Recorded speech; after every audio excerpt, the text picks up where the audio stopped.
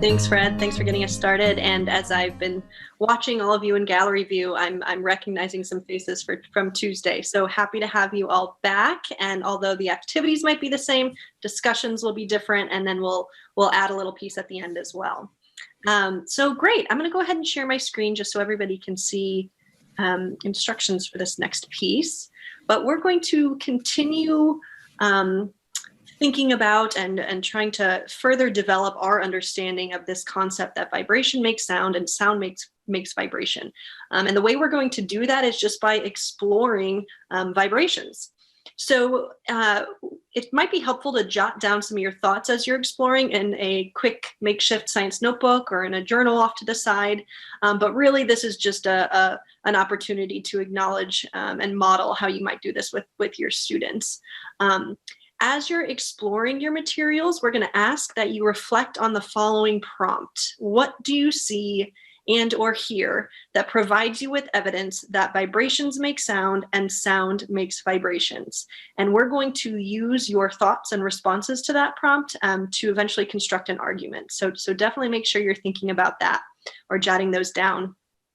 So I hope you were able to gather some materials that you thought would provide some evidence that vibration makes sound and sound makes vibration. And we're going to spend just the next 3 minutes kind of independently, quietly exploring those materials just in front of you. And then in about 3 minutes or so, we'll come back together and I'll take my slide down and we will share what we found and the evidence that we found. So go ahead and take just the next 3 minutes to independently play with your materials and think about this question, and then we'll come back together at 3:29-ish. But would anybody be willing to get us started and share either in the chat box or just out loud, and you could just unmute yourself, anything they tried or found that provided them with evidence that vibration makes sound or sound makes vibration?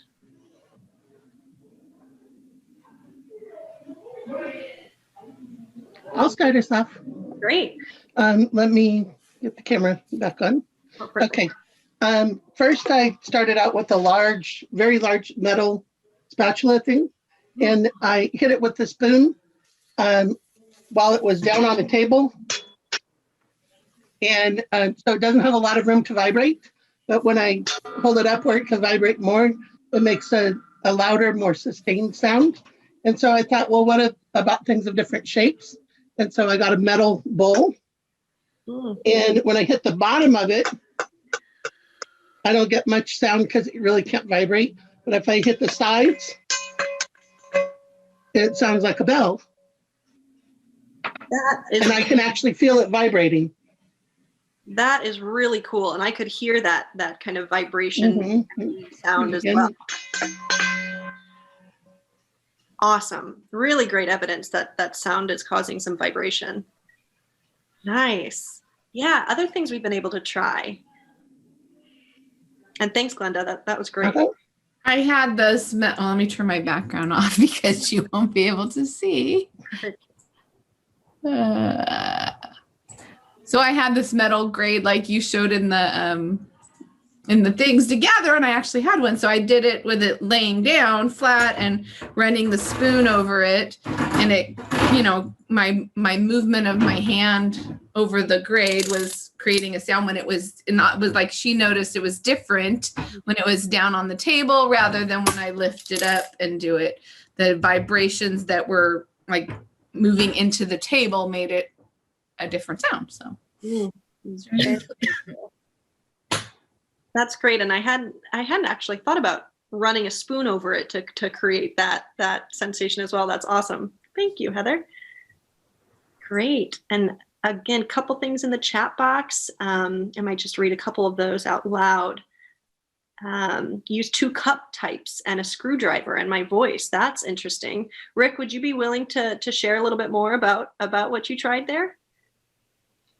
Sure. I used both a paper cup, and I just talked into the cup, and I could feel the vibrations along the cup, and I'm not using any metal, but you could feel that. And as soon as I clasp it, it loses that vibration piece. So that's something I observed, and I tried that again with more of a metal cup and dinging it. I'm like, well, it's metal on metal, so maybe it's the metal that's doing it. So I put more of I went again doing this, and you got a little bit of it, but it's not as strong.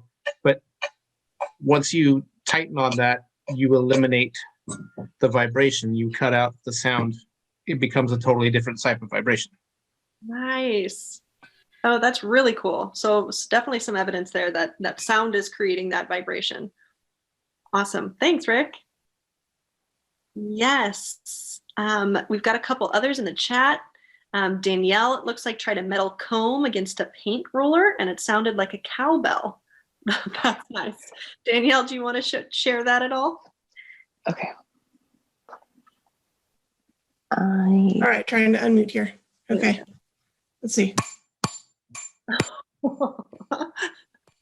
It is sounding like a cowbell. And are you feeling anything when you do that? A little bit in the handle. The handle is plastic. Nice. These are so fun and creative. I'm loving it. Anybody have evidence that vibration makes sound? So we've got some examples of some sound making some vibration. Any other things we've tried that are providing some evidence that vibration is making a sound? I was able to see some waves. I stretched a rubber band over a cup because somebody said upright bass, and I was thinking about a guitar and how a guitar makes sound.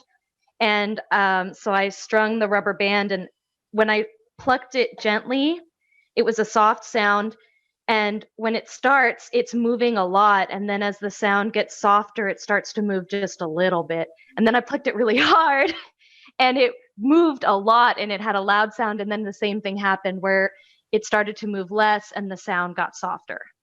Awesome. That is really a really nice illustration of vibration making sound. Great. Thank you all so much for sharing. Again, I continue to see really creative pieces and things that provide us with evidence. So that's great.